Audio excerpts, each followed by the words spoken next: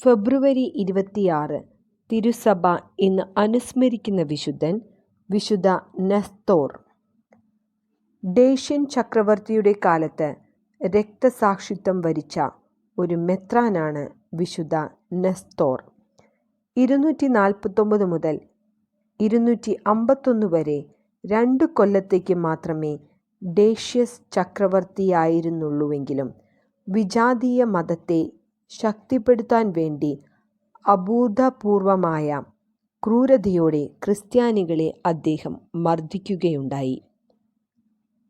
എപ്പോളിയൂസ് എന്നൊരാളെയായിരുന്നു പംഫീലിയ, ഫ്രിജിയ എന്നീ സ്ഥലങ്ങളുടെ ഗവർണറായി ലിസിയ നിയമിച്ചിരുന്നത്. ചക്രവർത്തിയെ പ്രീണിപ്പിക്കാൻ വേണ്ടി വർദ്ധിച്ച ക്രൂരതയോടെ ക്രിസ്തുവിൻ്റെ ശാന്തരായ ശിഷ്യരെ അദ്ദേഹം മർദ്ദിച്ചുകൊണ്ടിരുന്നു. അന്ന് പംഫീലിയായിലെ മെത്രാനായിരുന്ന നെസ്തോർ വിശ്വാസ പ്രചരണത്തിനും ജീവിത വിശുദ്ധിക്കും പുകഴ്പെറ്റ ഒരാളായിരുന്നു. വിശുദ്ധൻ്റെ പ്രശസ്തിയെപ്പറ്റിയുള്ള വാർത്തകൾ ഗവർണറുടെ ചെവിയിലെത്തുകയും ചെയ്തു.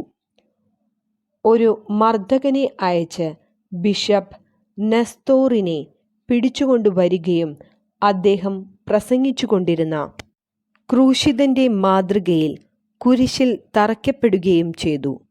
250 ആണ്ടിലായിരുന്നു ഈ കുരിശുമരണം.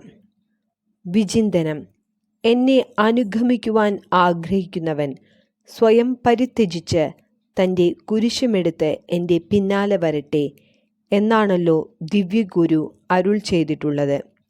ക്രിസ്തുവിന് സാക്ഷ്യം വരിച്ച് തൻ്റെ ദിവ്യഗുരുവിനെ പോലെ കുരിശു മരിച്ച നെസ്തോറിൻ്റെ മാതൃക ജീവിത സങ്കടങ്ങൾ സഹിക്കുവാൻ നമുക്ക് ഉത്തേജനമായിരിക്കട്ടെ.